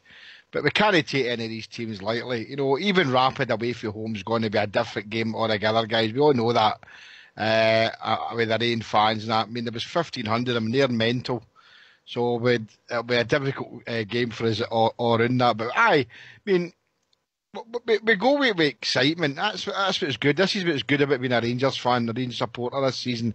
But we're excited about the games that's coming up, whereas in the last few years we all know that it's been all doom and gloom. So we've got to grasp these games, guys. Grasp them and go and enjoy them. You know, and as Fox says, we're top of the group. We're not moaning. 4 points, but there's still a lot of work to be done. And we can enhance that on Thursday night by getting a result against Moscow. So let's go and get the result and carry it on to the next European game. Or as we all know, the next game after that game is obviously the against the Shaggers on Sunday. But I'm quite confident that we'll get our result. Meaning that I don't think we'll get beat. So a draw at the very least, and we're more than capable of beating them, guys. Definitely. Hope you're right, Jimmy. George, European form better than the league? It's a bit of a strange one, that, Drew, but our home league form has been good. We've just had a wee couple of blips away from home. I said it earlier, Aberdeen, I thought we were excellent that day. Was that the first game of the season against Aberdeen? We got a man centre half. I thought we were excellent that day. Drew, I thought they stole the point off us.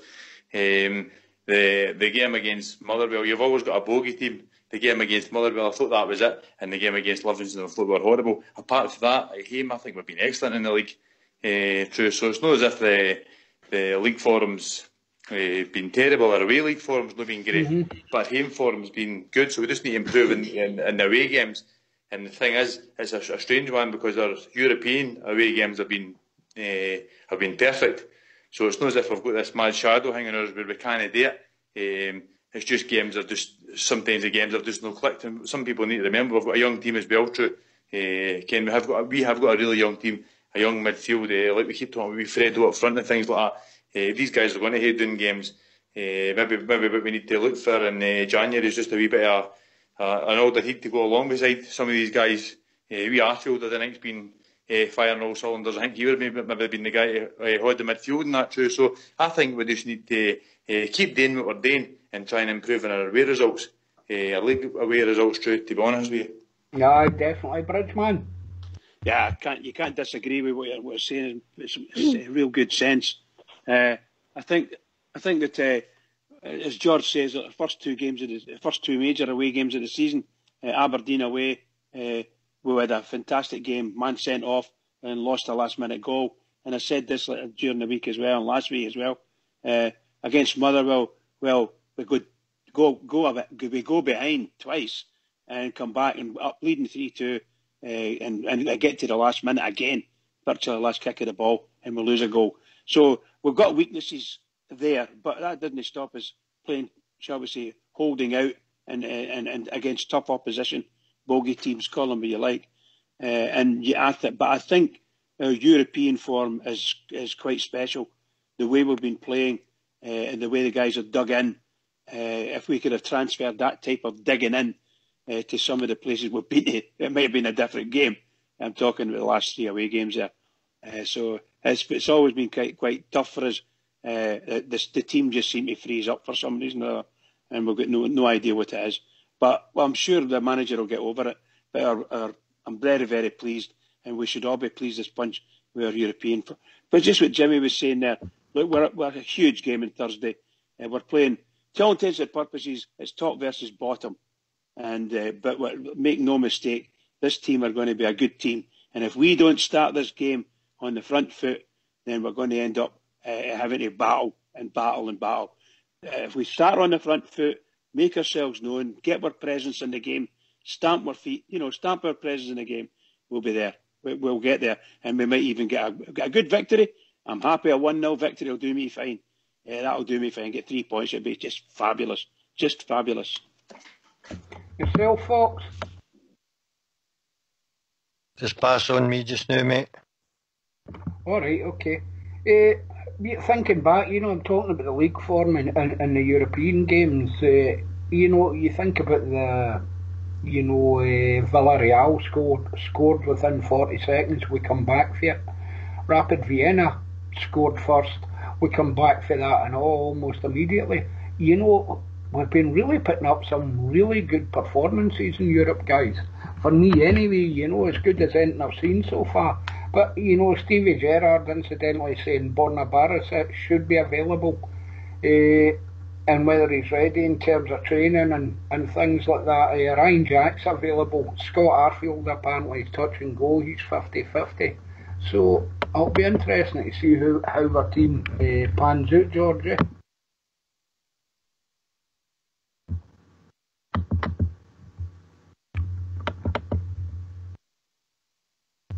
I'll take that one. Or just maybe go ahead.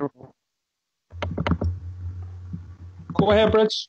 I'll take that one. I think I would love to see our more experienced players being available. And when the more experienced players, I'm talking about Arfield and Ryan Jack. It'd be magic if they were available for us. Let the manager pick that wee bit of experience if necessary and have a nice blend. And of course, you got a bit of experience if necessary. It only takes one.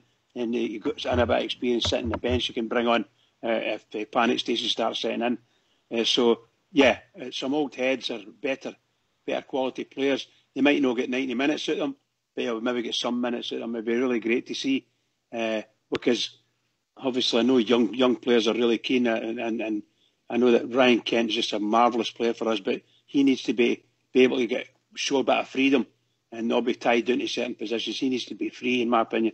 So a cool head from an Arfield and a Ryan Jack will do us a world of good. Let's hope it happens.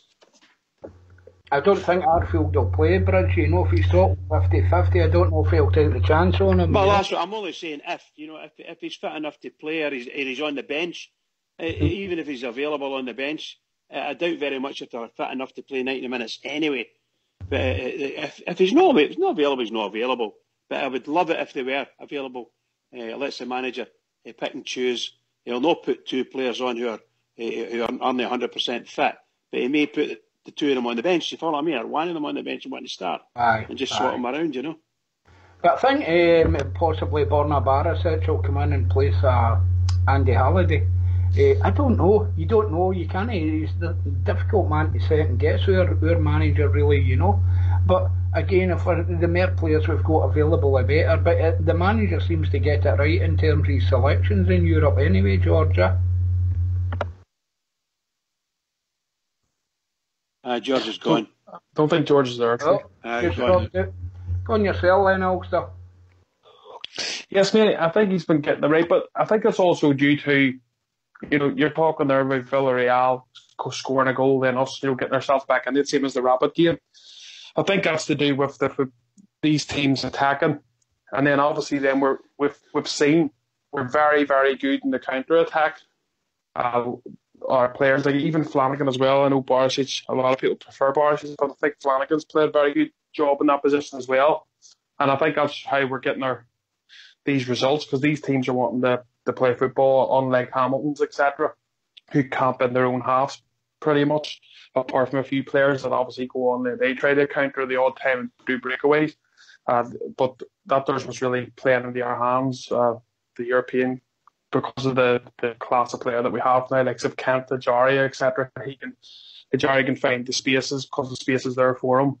Passes the ball, then we've seen Morelos having some fantastic performances as well. So they're very well drilled in what they have to do. But see, for me, we're just quickly talking about Barca. I have a strange feeling that Flanagan will get the nod on.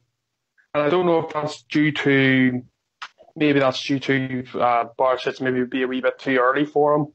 Maybe see him getting, if everything's going well, maybe getting a few minutes towards the end of the game. But I have a strange feeling that we'll see Flanagan starting the match.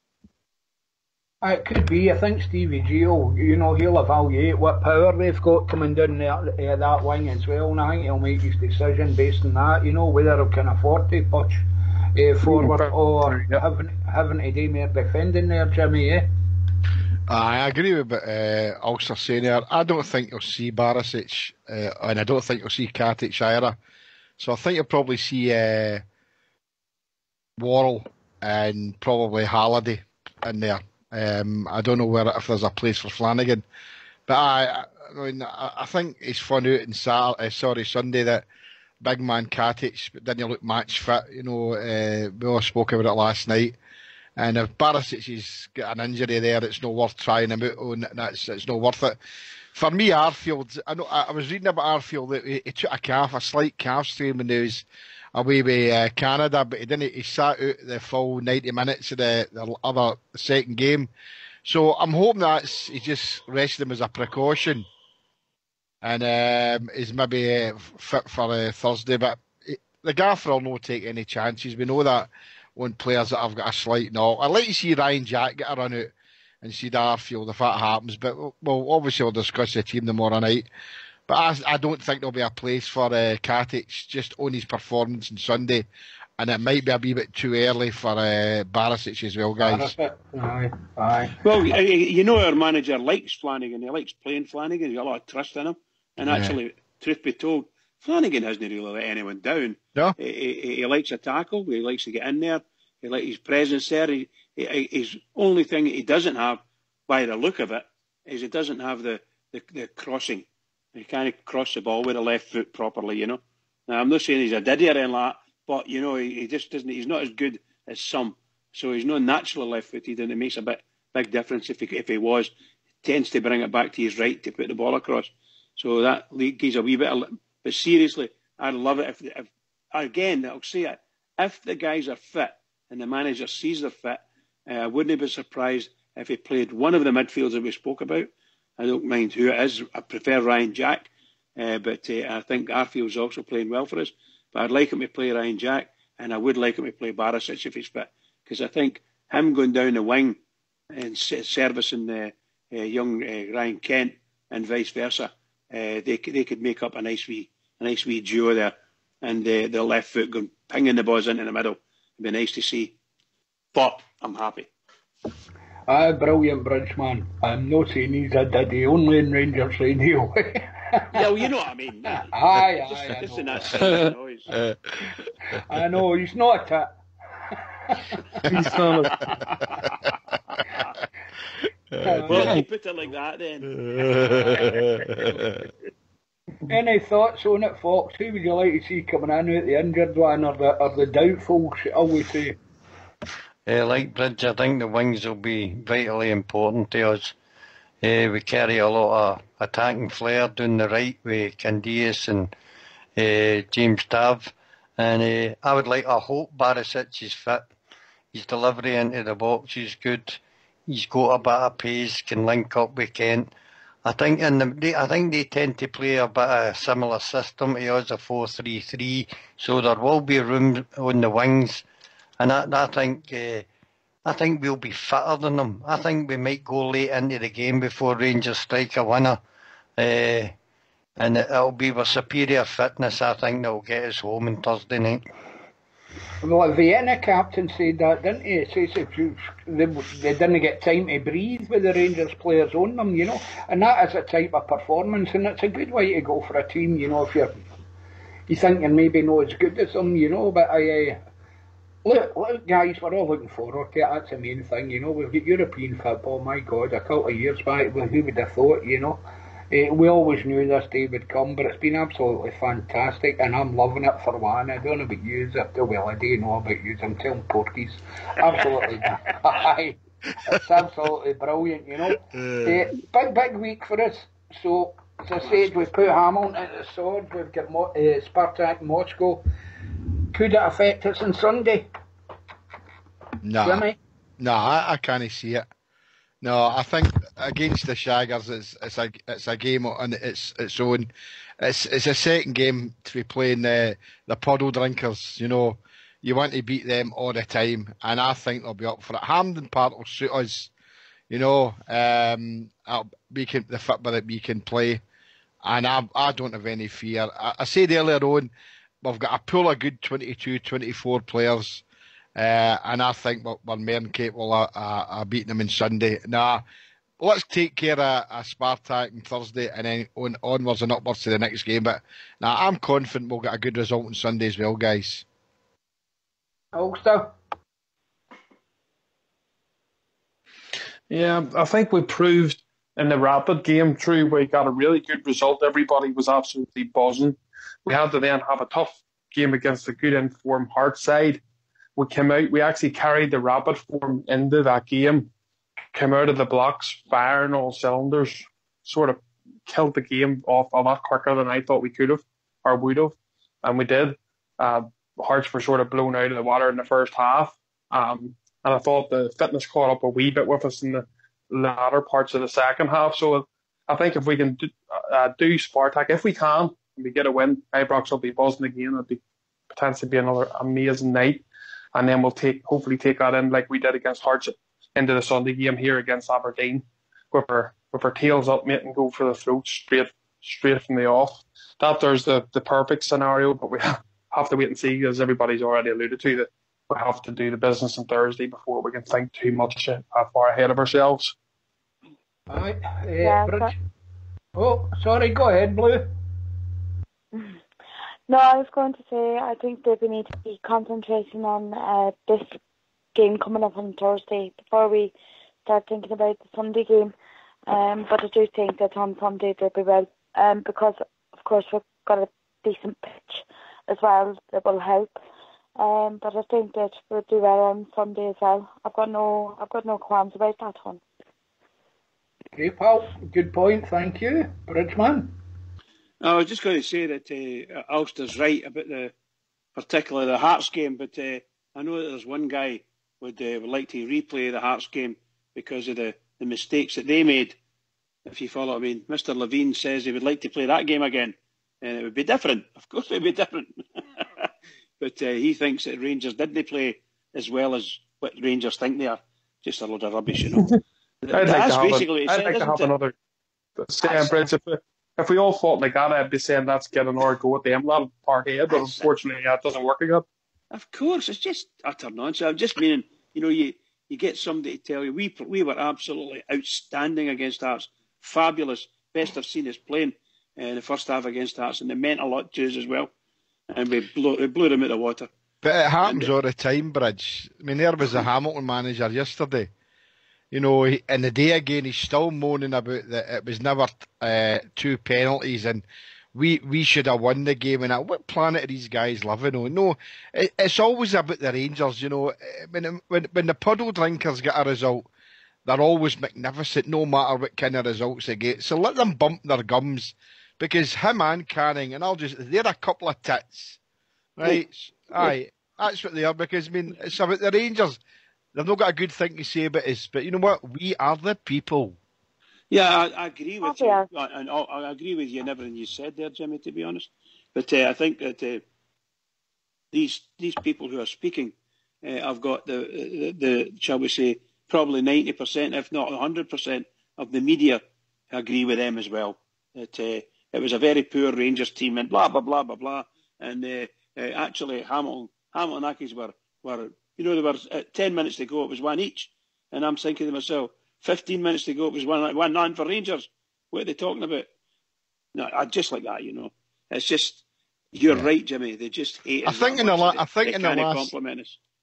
last 6 years, Bridge, that what they did to us. I think now we've all got our thick skin on, and we're taking everything to throw at us, you know. So, I mean, I try not to listen and watch things on radio and television of it, but sometimes it's hard not to, you know, because they all say this, keep enemies closer. You like to hear what they're saying about you, although we all tend to say, I'm not really too bothered, but really we are, because it's utter garbage that they're talking. Every single one of them. And it's not to say that we're whiter than white, but some of the things that they spout about Rangers is absolutely scandalous. You think we were just a diddy team. Jeez, oh man, we're playing the best football. No, we held Scottish football up for 6 years. If it hadn't been for us, a lot of teams down in the bottom leagues wouldn't get the money that they got. So it's jealousy. The established club's back now and they don't like it. And they're doing everything they can to try and stop us. But they'll never stop us. Because Baku's coming and we're on our way. The thing is, the media are never going to relent on giving us praise. Do you know what I mean? They're never going to give us praise for anything we do because, as you say, we are the better team. Do you know what I mean? And that's not me being big-headed about it or anything like that, but it's the truth. We're doing better than we've done in recent years and that, and they're starting to get scared. They're starting to worry about that one. Can I come in on that little bit? Yeah. Okay, just to say, I listened to the game, I watched the game on the TV, and you listen to the commentary of the Rangers and Hamilton game. And then, I'm not being funny, if you asked any neutral to listen to that, they would be shocked. Seriously, they'd be shocked. That was an utterly despicable game of commentary for a game of football. They just never gave one thing positive about the Rangers play at all. I watched the highlights of the Rangers game, the Rangers-Hamilton game, and the highlights started at the first attack that Hamilton had, and then the second attack that Hamilton had, and the penalty that they said they should have had that was never a penalty in the first place, again for the Rangers. And the first time we saw Rangers attacking was on the goal. They never showed any footage of any fouls or any bookings of Hamilton players, nothing at all. They never showed any aggro, nothing. And that's gospel truth, that's what they did. And it was just shocking, just utterly shocking. I know that. It's absolutely disgraceful, but they're never ever going to do anything other, because that's what the Scottish media is all about. That's what the other teams are all about. They're all against us. And I'm past caring. As long as we play good football, that's all I'm concerned about. And show these arseholes up for what they are. Sorry for the language there. Oh, you're quite at home to do that, little blue. Don't worry about it. Canning and Levine are two cheats of the same arse, as far as I'm concerned. Aye, definitely. I've got some good news to report, guys. That I heard something on Follow today. The guys were saying that somebody had listened in, or they got a snippet of the BBC Sports Sound last night, and not tonight, last night. And apparently Michael Stewart and Tom English were nearly at blows in the studio. Apparently they were shouting and bawling at each other. Brilliant. Just like, I don't know what they're talking about, but they're shouting and bawling. What were they fighting over, Bridget? I believe it was about Scotland. I believe it was about Scotland. It was in the papers, as far as I know. Oh, right. It was about Thumbhead. It was there was three of them in it. There was Billy Dodds, Michael Stewart, for him, Tom English and McFadden, and they were all talking about thumbheads. So I'm glad I don't listen to it. I seen it today. I was reading the papers today on the internet, and I saw there was a stand-up argument in the studio. So it didn't interest us, because they want to argue about them and that, be thumbhead and all that. As people have been saying, the best striker in Scottish football. At what?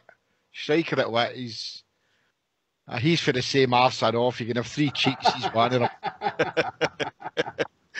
Well, as I was saying the other night, I've got a passionate hatred for them, a complete dislike. I would love somebody to give the power to just wave a wand and they all disappear. Really, every one of them, because I just don't want them involved in Rangers in any way, shape or form. I know, I'm not stupid.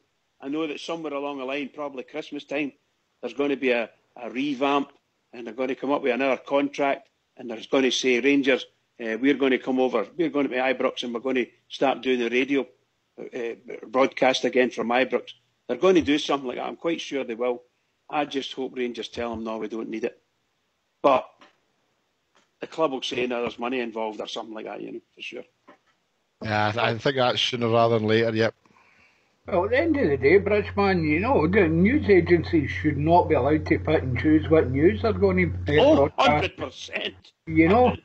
They should have been lashed. They should have been, every single one of them should have been taken out of the BBC studios and lashed to the post outside. It should have been just disgraceful that they can actually make that decision. No, wait a minute. We've got a contract. We signed a contract. Where is it? Sorry. But as I said to you last week, Bridge, it's a calm before the storm. Yeah. The Chris McLaughlin, the wee Gollum character, right? He's no gone now. He's just sidestepped now. But he's been given the job as the chief sports editor of the new Scottish channel that starts in the end of January next year.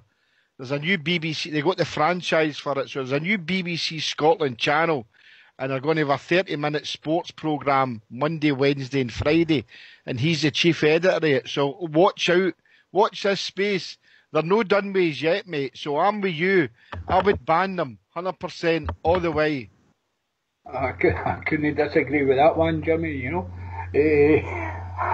There'll definitely be worse to come. I didn't know that, actually, they were putting on new shows and all the rest of it. But it'll be interesting to see if we go top of the league, how they deal with us then, What I heard was that he has been taken away and he's been given this new role.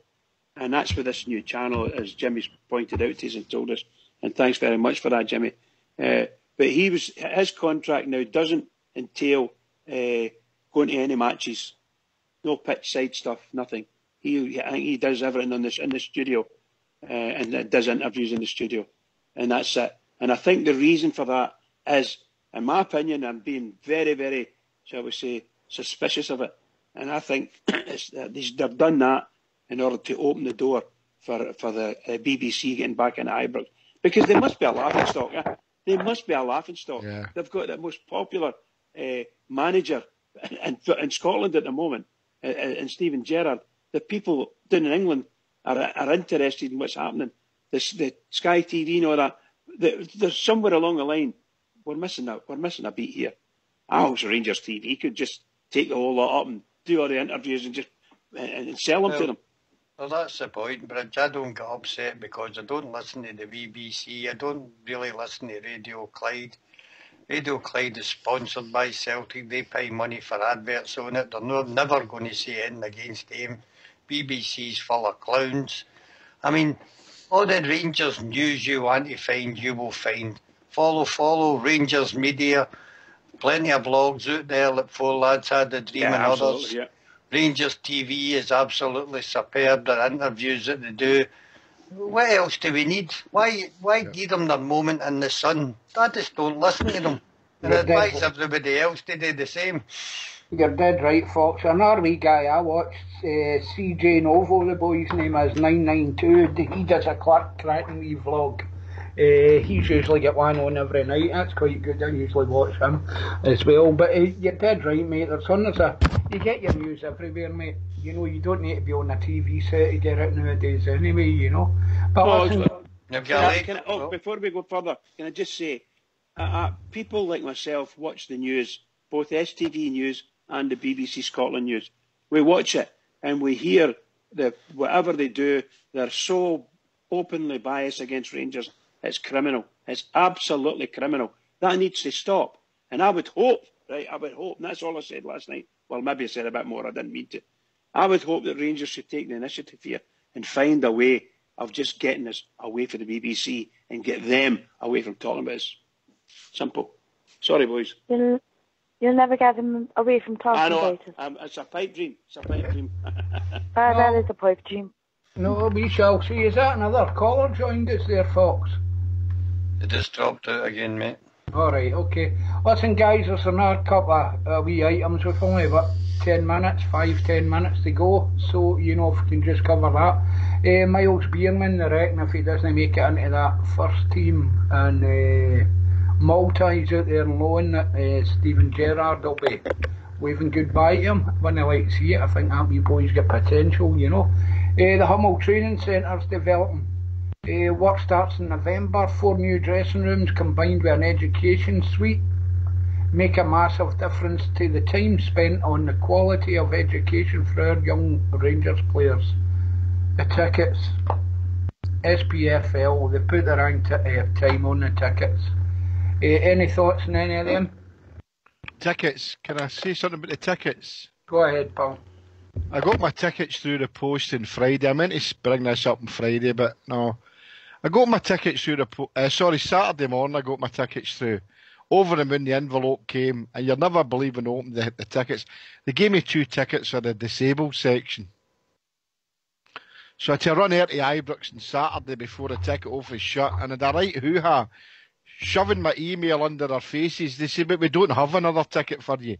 That's it. I'm not wanting that ticket. But eventually I got the manager of the ticket office, and I'm now back where they said I was going to be in the North Stand. Right. Some people are sticking up for the ticket office, but they're a bunch of arses at times. They're not very polite to you at times.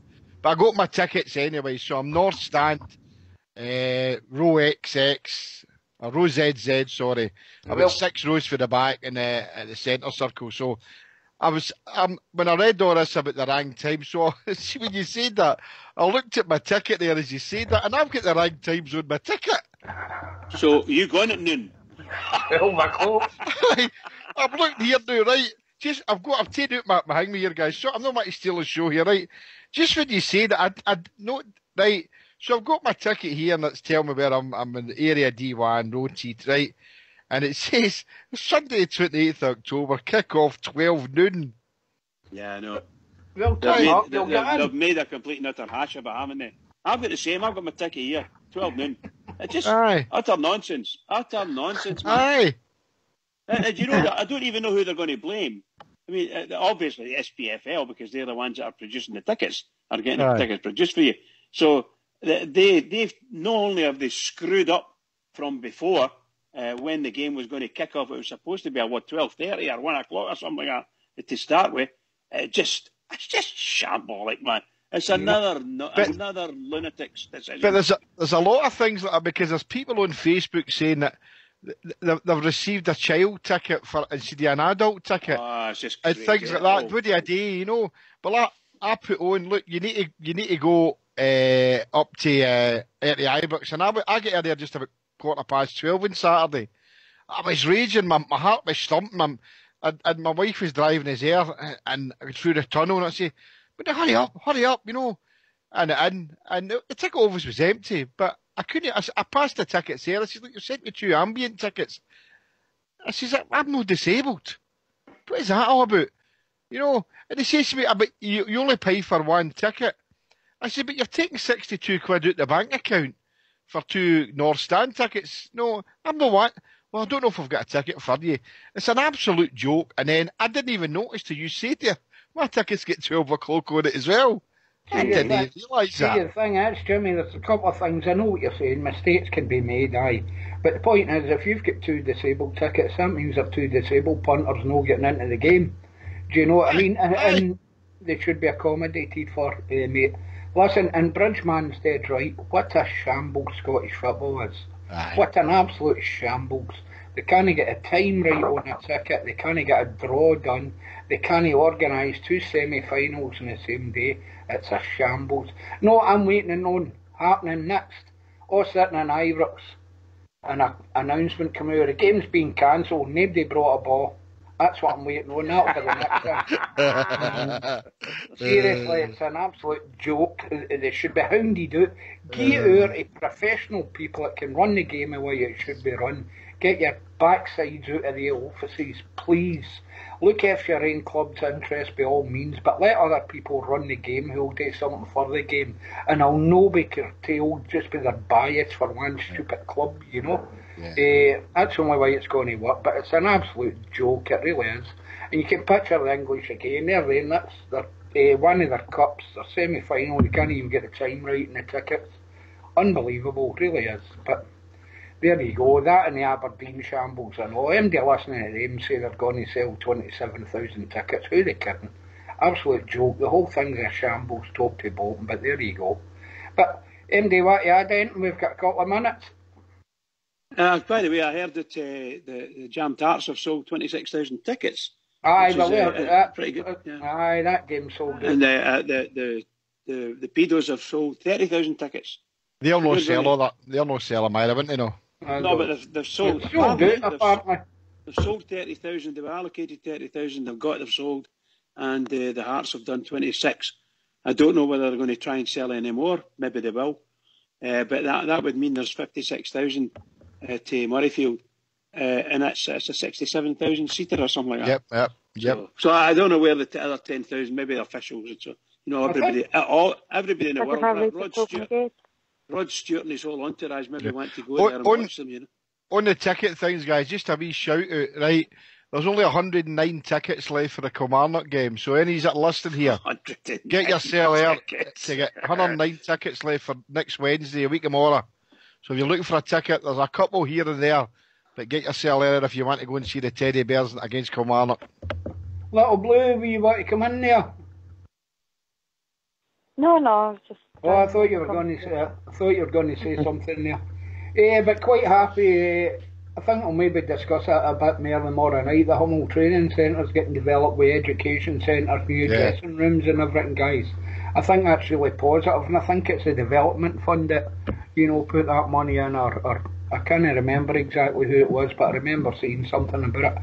But good, we're investing in the youth, and I think education for young players is essential as well. The wee boys getting a lot of money here, they need help to manage it and manage their lives in the bargain, Yeah. But interesting show tonight again. So roll on Thursday. We shall be there. But I'd like to thank Little Blue. Nice to have you on. Big George, our Ulster, Jimmy, and Bridgeman and our Fox for the technicals.